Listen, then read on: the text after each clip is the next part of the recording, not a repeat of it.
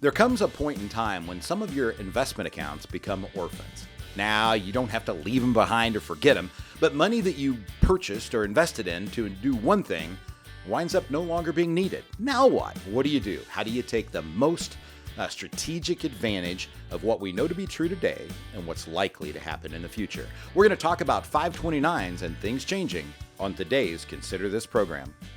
Well, good morning and welcome back to Consider This program. I am your host, Joe Clark. And I'm Daren Hardesty. So happy to have you along all. Thank you for taking the time to listen to Consider This program today. What we're trying to do is to give you the best insight and guidance we can for you to make the right financial decisions. Now, as you probably are already aware, we are fiduciaries. It is our obligation to treat your money as if it were our money and we were in the same situation. If you want to do this on your own, God bless, that is your business. But if you're looking for a fiduciary, that is our business. And one of the most common questions that Daren and I get when we're sitting down with new families coming in is, things have changed. Now what? And one of those big conversations is a thing called a 529. They're very inflexible, yet very useful investment items. So, Daren, tell me what a 529 is first and foremost. A 529 is a plan that is set up specifically for education. It's money that when you put in, each state that incorporates the 529 has different rules as far as how that can be a tax deduction or a tax credit, depending on the state, for you when you make that contribution. There are some contribution limits, but it's fairly high amount of money that you can actually contribute. But the whole idea is that the money will grow tax-free. And when you need to take it out and use it for education expenses, it's also tax-free. So there's a benefit to that you can, get some kind of a tax benefit when you contribute, and you also get tax benefits by letting it grow in that account and then use it tax-free when you need to use it for college or any post-secondary spending. There are some rules now, too, that 529s in some states can also be used for private schools or different high school expenses as well. So it depends on the state. So what I need you to take away from what Daren just said is it's different rules in different states, different tax breaks in different states. And in some states, Indiana being one of them, the tax break is even different depending on the program that you use. So what's the name of the program in Indiana that people use? The College Choice Savings Plan. Right. So that is a 529 by law. It's like saying that your favorite not-for-profit, Salvation Army, the Christian Center, the Animal Protection League, the Humane Society, those are all not-for-profits. They're all 501c3. So there's a lot of 529 plans. Don't get this wrong. There are a lot of 529 plans. Big custodians have them. TD Ameritrade, Fidelity, Vanguard. But it doesn't mean that they all qualify for the Indiana State Tax Credit. That is the College Choice Program. So they are different. So let's say, right? So Kendra is going to graduate. My youngest is going to graduate from nursing school here at the end of August, right? And there's money sitting in the 529 plan, right? Because I took advantage of getting that state tax credit. There was no income requirement going in. Now there's some money that's left. What are my choices, Daren? What should I do?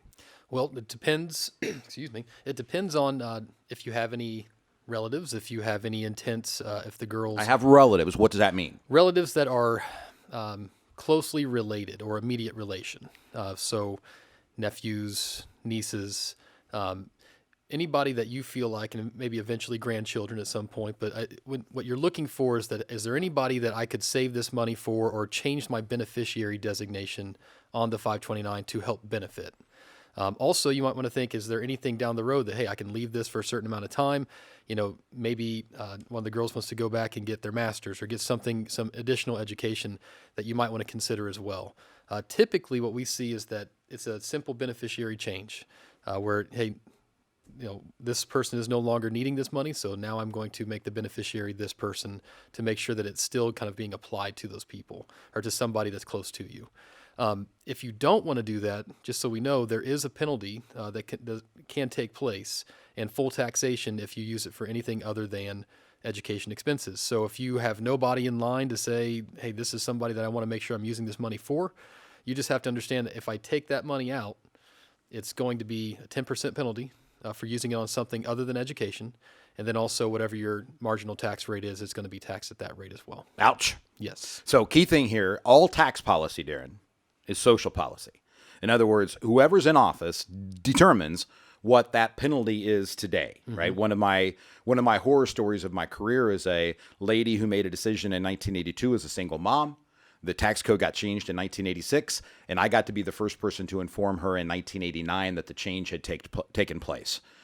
Very, very, very sad and painful conversation. She was unaware, but sadly, that burden falls on you as the taxpayer to be aware of the changes in the rules, not the person who sold the original product, right? The same is true of a 529. For instance, when they started, the college choice started, you could not use any of that for grade school. All right, or anything else. It, by definition, had to be higher education. Right. Federal government changed the rule. Indiana said, okay, you can use that from K through 12 now for, going to Liberty Christian or, one of the Christian schools that are out there, or private schools across the board.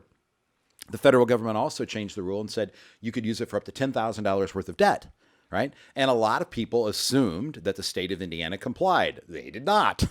Right. So you cannot use the college choice program for student debt. Right. So a lot I could say about that. Let's move on to one of your favorite things. I am done. I will never fill out another FAFSA. You can't make me. You don't have enough money to make me fill out another one of those forms. But let's talk about a FAFSA. What is it, first of all, other than giving me cold chills? It has it's an acronym. Student aid is somewhere in there, but yeah, don't worry about that. So it's the form you fill out for kids to go to college. The FAFSA form is something that if you have kids going to college or are about to go to college, you want to make sure that you're filling this out every year because it's going to allow the federal government to see what your kids can qualify for in terms of student aid. So there's grants and scholarships that all get played into this. How much if you want to qualify for a loan, a Stafford loan. All of that data from income and savings that you have as a parent and also what the kid or your children have has to be put into this formulation to let the government know how much you qualify to receive any benefit. So there's 3 different levels of asset ownership, the way I would look at it, right? There is the child who's going. There is the parent of the child. And then there's other. Other could be grandparents, aunt, uncle, another sibling. What is that? So which is the worst for filling out a FAFSA? Which would be the worst for the student who's applying? The student. So money that was in their name. Correct. So if they have a good income, they have to report that income. Let's say they have a great lawn mowing business. One of my former students, went straight from being a student into being running his own lawn care business that he had ran all through high school. He would be penalized for having that income. More than what his parents' income would be. It's actually 20%. They take into account 20% of what a student has saved or what their income is that goes into the formulation. Whereas for a parent, it's somewhere between, I think, 3 and 5% of what their income and savings are. So then what if I'm a grandpa? So you told me the kid, you told me the parent. What if I'm a grandparent? The grandparent, it works fairly similar to what it's mostly in terms of if they're the custodian for an UTMA account or if their name is involved in any way on their accounts, but it doesn't play in the same way that it does for a parent. The parent and the child have a much higher percentage of how the variables play into the formulation. So if I trust grandma and grandpa and I'm wanting to save money above the college choice if I'm in Indiana for a 529, one strategy may be to make a gift to my parents, my mom, and have her put it in an account that was going to go to the kids for college if I ever had to do this over again. Yeah, that would be a good strategy. Yeah, not bad. So let's pretend we got $100,000. Because I did this the other day with somebody. We disagreed. It was interesting. You got $100,000. You're a grandparent. You care about your kids' college, right? So where would you put the $100,000, Daren? If you're in Indiana, I would start with $5,000 into the 529 college choice plan. I agree. Free money is easy money. You get a 20% tax credit, regardless of your income, as long as it's going to be used for higher education. Right, and it only goes. And they don't have to go to school in Indiana. And the 20% only goes up to the first $5,000. Right. So after that, now we got $95,000 left. So I would be hesitant to put more into the 529 simply because of the limitations and the rules that are in place on that account. I think the next step that would make sense would be to set up some sort of a either individual TOD brokerage account to invest into, or a joint TOD with. Now, you with just told me the worst money was money that was in the kid's name. I want it to be in my name if I'm the grandparent. So that's where the TOD stands for? Transfer upon death. So it's like a beneficiary designation, where an UPMA, actually when the kid, it's a Uniform Transfers to Minor Act, when the kid becomes the age of majority, or 18, Yeah. you're like, whoa, all of a sudden the money is the kid's, which Daren already told you is the worst money. Right. And if you put money into that UPMA, let's say you've saved every birthday, every Christmas, and you've been putting money into that UPMA like a good grandparent, blessing that child with that account.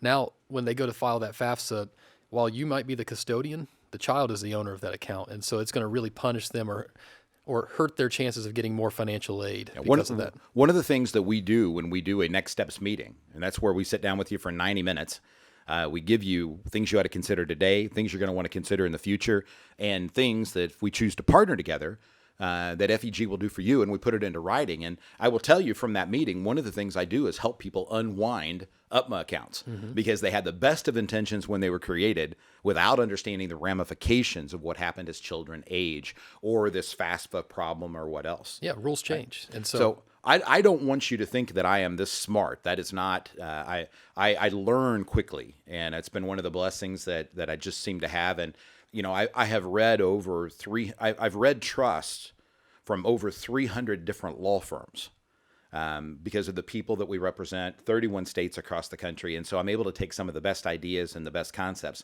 And one of my favorite things that actually came out of this was from a professor and a pharmacist in Lafayette. He was a Purdue professor, and they created a grandchild's education trust. Yes. Where they were able to put in money. It's got some fascinating things. I love building those things for people. And I don't want you to think that I created it. I've used what they have said, what they did, some things that I've learned from other people, and I've put it together. And then I work with your estate planning attorney to help them craft that document.